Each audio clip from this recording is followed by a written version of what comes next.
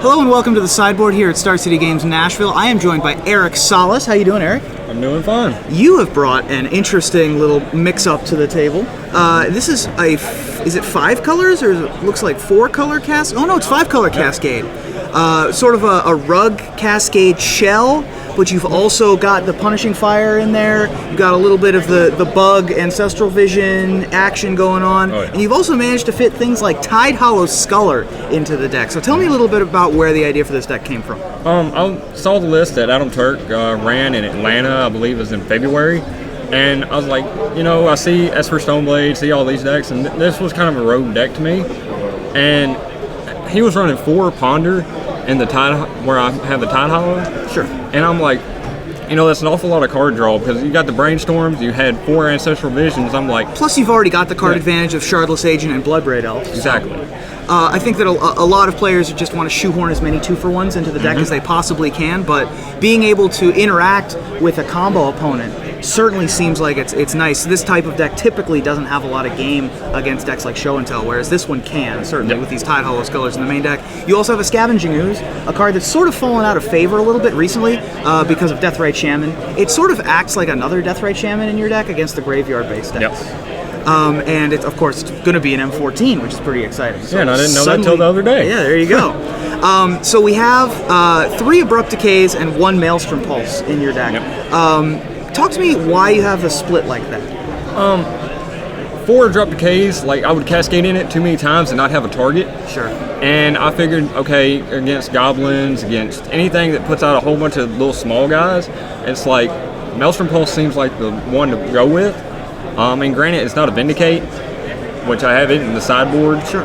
But yeah, being able to take out multiple ringleaders or even just being able to target a Jace is very nice to be able to have the one of. You also have the Punishing Fire combo in here, Punishing Fire and Grove of the Burn Willows.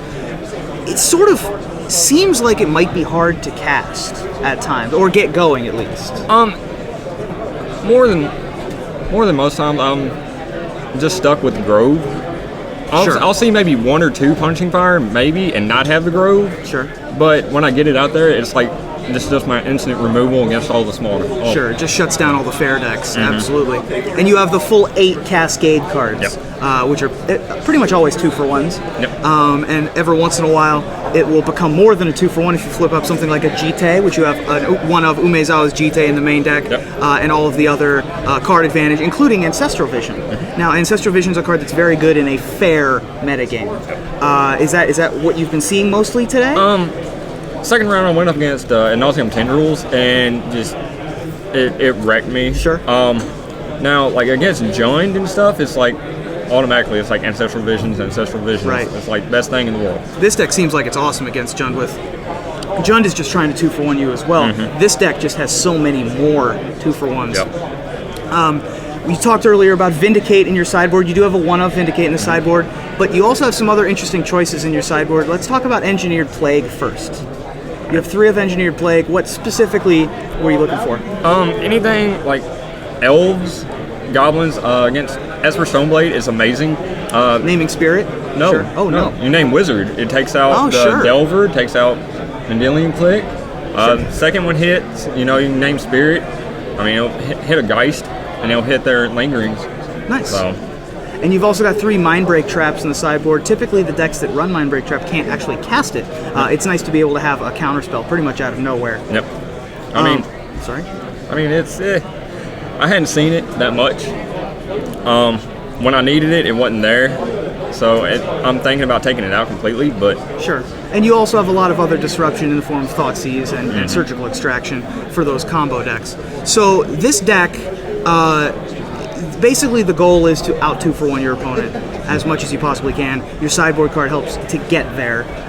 What changes would you make? Obviously, with the mana available in Legacy, you can do pretty much whatever you want in a deck like this. What would you do if you were to change it going forward? I would actually take out the Creeping Tar Pit. It's not helped me that much, and even when I see it, it's like I'm never activating it. I'd probably put in another dual land, maybe a scrub land. Other than that, I mean, it seems pretty good. Sideboard options, I might switch up like Mindbreak Traps. with something. But I mean, when I need them, they're there. Absolutely. Sometimes. So. Yeah, in a deck like this, if it costs 3 or less mana, it's on your list of available options. Exactly. So you can play things like, if you don't like Vindicate, you can play something like Temporal Spring, or you can play an anti-dredge sideboard card in addition to the Grafdigger's Cage that you have already. Just the options are plentiful and numerous, and I'm always happy to see Birds of Paradise in a Legacy deck. Birds of Paradise is a card that when I first learned Magic, one of the first major events I went to, I got my birds signed by Mark Poole, and I still own those. It's like 14 years later, and so I just always love Birds of Paradise decks. But this looks like a ton of fun, and I might take it. I might take something similar. The numbers are obviously always malleable, so I might switch it around. But cascading into an Ancestral Vision is pretty much awesome. Yeah. Oh yeah. So thank you so much, and good luck. Right. And we'll be back at the sideboard later on here at Star City Games Nashville.